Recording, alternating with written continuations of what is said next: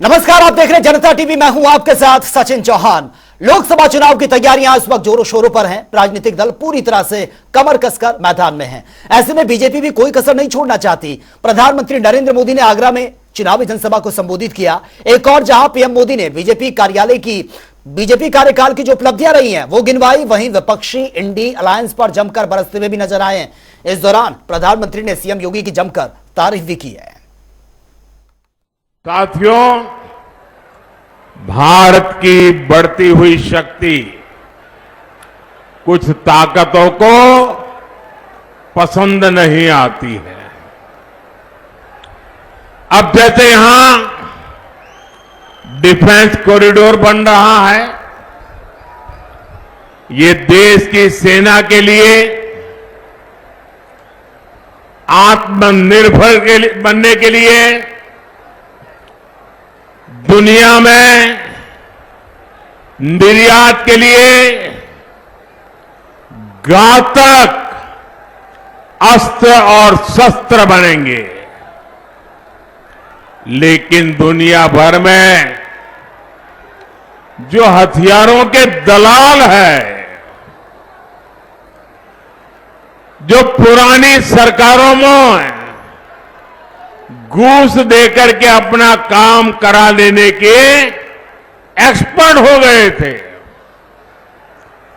और पुरानी सरकारों में बैठे हुए लोगों को भी ये मलाई खाने को मिलती थी, उनको भी मजा आता था। ऐसे सारे लोग अब मोदी जब शस्त्रों को यहां बनाने की बात करता है, देश को आत्मनिर्भर बनाने की बात करता है, तो बौखला गए हैं, बहुत नाराज हैं।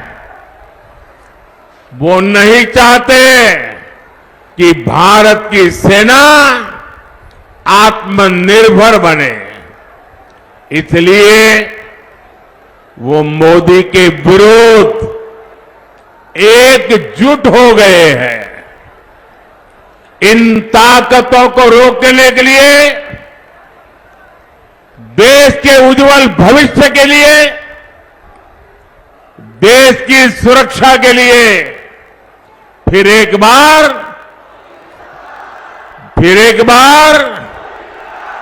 बीजेपी एनडीए सरकार लाना बहुत आवश्यक है। भाइयों और बहनों, मोदी की गारंटी सबका साथ, सबका विकास की है। लेकिन सपा कांग्रेस के इंडी गठबंधन के लिए देश से भी पहले उनका वोट बैंक और उनके लिए उनका वोट बैंक खास है। हमारा 10 साल का ट्रैक रिकॉर्ड हो या फिर भाजपा का संकल्प पत्र, हम जोर दे रहे हैं सेचुरेशन पर। अपना बहनों और भाइयों, आप सबने इस बात को देखा है कि आदरणीय प्रधानमंत्री जी ने देश की आजादी के देशवासियों को पंचप्रण के साथ जोड़ने के लिए एक आह्वान किया था। एक और प्रधानमंत्री मोदी जी का पंचप्रण का वह आह्वान जो भारत के अंदर गुलामी के अंशों को समाप्त करने और विरासत का सम्मान करने के आह्वान के साथ आत्मनिर्भर और विकसित भारत की संकल्पना के लिए प्रत्येक भारतवासी को जुड़ने के लिए आह्वान करता है और उसके साथ एक साथ मिलकर के आगे बढ़ाने का आह्वान करता है। तो बहनों और भाइयों, दूसरी ओर भारत के प्रति नफरत की भावना के साथ खड़े हुए कांग्रेस, समाजवादी पार्टी और इंडी गठबंधन से जुड़े हुए सभी लोग भी हैं, जिनका इतिहास देश के खिलाफ गद्दारी करने का रहा है, जिनका अतीत देश के अंदर जाति, क्षेत्र और भाषा के आधार पर सामाजिक ताने बाने को छिन्न भिन्न करने का रहा है, और जिनको जब भी सत्ता में आने का अवसर प्राप्त हुआ, उन्होंने देश के अंदर अनुसूचित जाति, जनजाति और पिछड़ी जाति के लोगों के हकों पर डकैती डालने के साथ ही गरीबों के हकों पर भी डकैती डालने का कुत्सित प्रयास किया है। बहनों और भाइयों, जब इस देश का लोकसभा का एक चुनाव होने जा रहा है, उन स्थितियों में आपके द्वारा 2014 में प्रधानमंत्री मोदी जी के नेतृत्व पर विश्वास किया गया, और आज उस विश्वास का परिणाम हम सबके सामने है। दुनिया के अंदर भारत का सम्मान बढ़ा है, देश की सीमाएं सुरक्षित हुई हैं, आतंकवाद और नक्सलवाद से भारत मुक्त हुआ है, विकास के बड़े बड़े कार्य हुए हैं, और गरीब कल्याणकारी योजनाओं का लाभ देश की जनता जनार्दन को बिना भेदभाव के प्राप्त हो रहा है। भारत दुनिया की सबसे बड़ी आर्थिक महाताकत के रूप में उभरता हुआ दिखाई दे रहा है। जिन लोगों को भारत के अंदर गरीब कल्याणकारी योजनाएं, विकास की योजनाएं, सुरक्षित भारत अच्छा नहीं लग रहा है, वे लोग फिर से षड्यंत्र करने के लिए आपके बीच आए हैं, और इसीलिए आप सबका आह्वान करने के लिए कि आपके वोट ने देश की तकदीर और तस्वीर को बदलने में बड़ी भूमिका का निर्वहन किया। 10 वर्ष में एक नए भारत का हम दर्शन कर रहे हैं। और मुख्यमंत्री योगी आदित्यनाथ का बड़ा बयान भी सामने आया। उन्होंने कहा कि कांग्रेस की मानसिकता देश की जनता के प्रति क्या है, यह हर कोई जानता है। उन्होंने कहा कि कांग्रेस की नजर आम जनता की संपत्ति पर है। देखिए, देश के प्रति और देश की आम जनता के प्रति कांग्रेस की मानसिकता क्या है, यह पहले भी यूपीए गवर्नमेंट के दौरान भी और कल फिर एक बार उजागर हुआ है। कांग्रेस के घोषणा पत्र में भी कहीं ना कहीं ये सब इशारे थे। कांग्रेस जिसने देश के संसाधनों को लगभग 60-65 वर्षों तक लूटा, अब उसकी नियत लोगों की, आम जनता की संपत्ति पर लगी हुई है, और आम जनता की संपत्ति पर लगे होने के कारण ही अब वह इस विरासत टैक्स की बात कर रहा है, और फिर इसको बांटेगा उन लोगों को जो घुसपैठिए हैं। आखिर कौन नहीं जानता कि असम के अंदर, इस देश के नॉर्थ ईस्ट में या देश के अंदर अलग अलग भागों में जो करोड़ों की संख्या में घुसपैठी आए हैं, रोहिंग्या आए हैं, इनके पीछे तो कांग्रेस का ही वोट बैंक की पॉलिसी है। तो वह देश की कीमत पर राजनीति इन्होंने पहले से ही करते रहे हैं, और विरासत टैक्स उसी का हिस्सा है।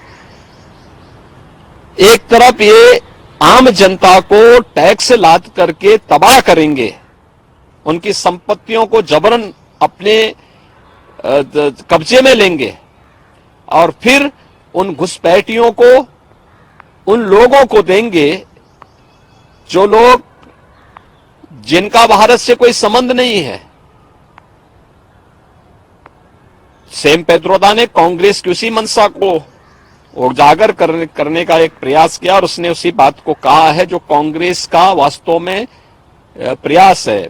वो तो अच्छा है 2014 में कांग्रेस की विदाई हो गई, अन्यथा कांग्रेस उसको उसी समय लागू कर चुकी होती। इसलिए सेम पेत्रोदा की बात वही है जो पी चिदम्बरम कह चुके हैं, और इससे पहले कांग्रेस कर चुकी है। लोकसभा चुनाव को लेकर एक और जहां राजनीतिक दलों की तैयारियों का दौर जारी है, तो दूसरी ओर लोकसभा उम्मीदवार भी जमीनी पकड़ बनाने में जुटे हुए हैं। और इसी कड़ी में मैनपुरी लोकसभा सीट से बीजेपी उम्मीदवार ठाकुर जयवीर सिंह ने जनसंवाद कर कार्यकर्ताओं को जीत के मंत्र दिए हैं। उन्होंने कहा, देश का वातावरण बीजेपी के लिए अनुकूल है और बीजेपी एक बार फिर प्रचंड बहुमत के साथ सरकार बनाएगी। इसी के साथ ही उन्होंने समाजवादी पार्टी पर निशाना साधा। जयवीर सिंह ने कहा कि सपा ने हमेशा परिवारवाद की राजनीति की है, जबकि बीजेपी सरकार में गरीब जरूरतमंदों तक योजनाओं का लाभ पहुंचाने का काम किया गया है। और उधर सपा सांसद डिंपल यादव ने बीजेपी पर जमकर निशाना साधा है। डिंपल यादव ने कहा कि अगर सब एक होकर वोट डालेंगे तो हम सब मिलकर बदलाव ला सकते हैं। और इसी के साथ ही सपा सांसद ने कहा है, जब पूरे देश की सरकार जाएगी तो उत्तर प्रदेश की सरकार भी हटाने का काम किया जाएगा, क्योंकि यही मौका है। अगर ऐसा नहीं होता तो आने वाले समय में वोट करने को नहीं मिलेगा। मैं समझती हूँ कि इस तरह की ये जो भेदभाव वाली राजनीति है, और इस राजनीति की वजह से ही मैं समझती हूँ प्रदेश और देश का विकास नहीं हो पाया है।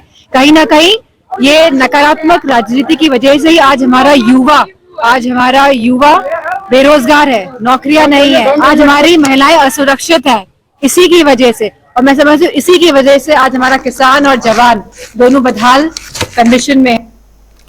और वे इंडियन ओवरसीज कांग्रेस के अध्यक्ष सैम पित्रोदा के बयान पर सहारनपुर से कांग्रेस प्रत्याशी इमरान मसूद का स्टेटमेंट सामने आया।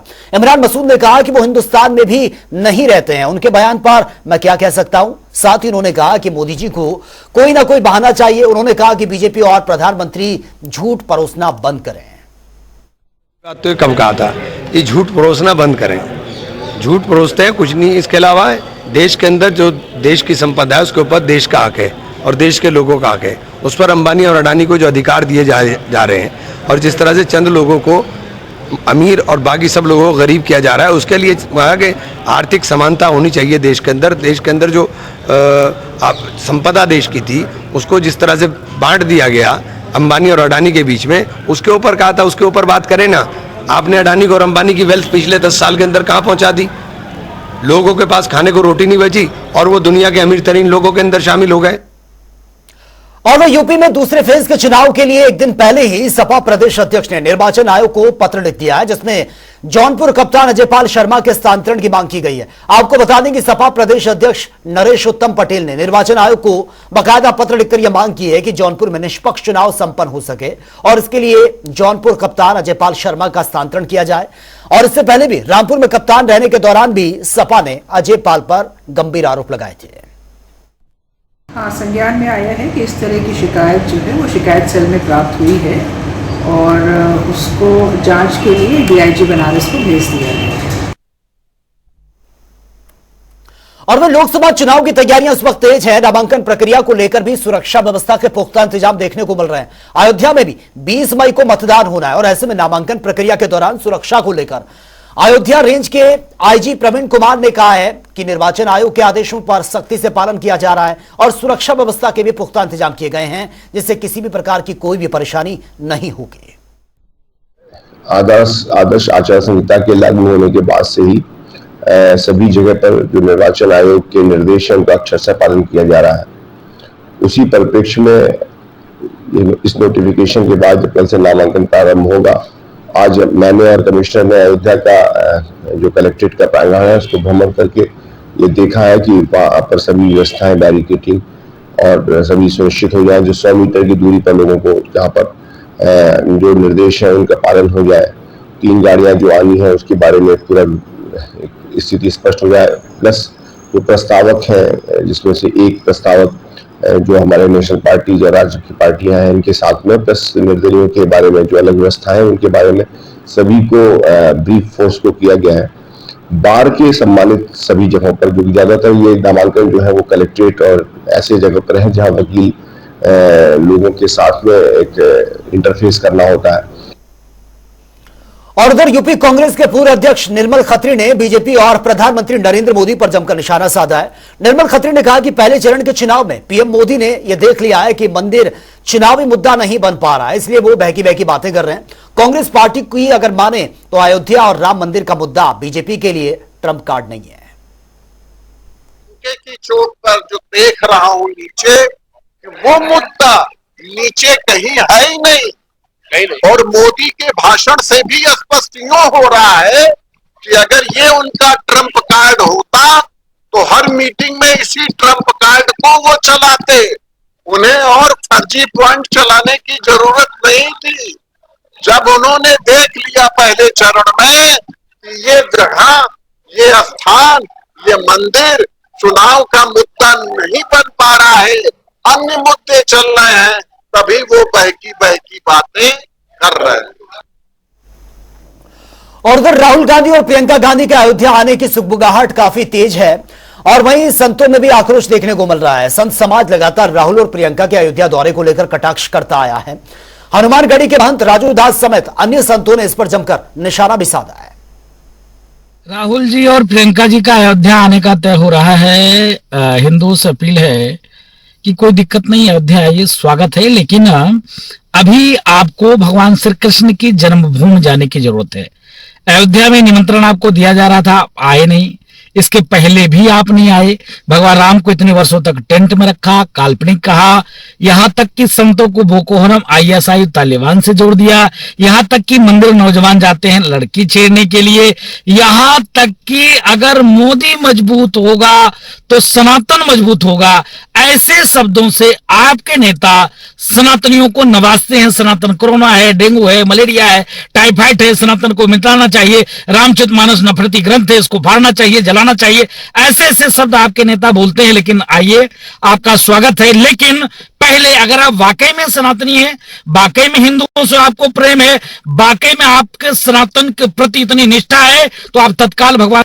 देखिए, भगवान राम लला सबके आस्था के केंद्र हैं और वह यहाँ पर हर कोई आके आशीर्वाद ले सकता है। इस समय चुनाव चल रहा है और लोग चुनाव की बैतरणी को पार करने के लिए उद्देश्य भी यहाँ पे आ सकते हैं और आना ही चाहिए। भगवान राम लला को तो इससे पहले शुरू में जब प्राण प्रतिष्ठा हुई थी उस समय ही आना चाहिए था सभी को। दर्शन करते रहे, सब कुछ है, लेकिन भगवान को क्षमा नहीं करेंगे। देश का अपराधी है, राष्ट्र का विरोधी व्यक्ति है। एक एक करके सारी गणना मैं बता दूंगा। सब प्रकार से अपराधी है राष्ट्र का। राष्ट्र को क्षमा नहीं करेगा, बहुत हो चुका, खूब थक चुके। तो फिलहाल इस बुलेटिन में मेरे साथ इतना ही, लेकिन जाते जाते आपको छोड़ जाते हैं जनता टीवी के तमाम रिपोर्टर्स की ग्राउंड जीरो रिपोर्ट के साथ। नमस्कार।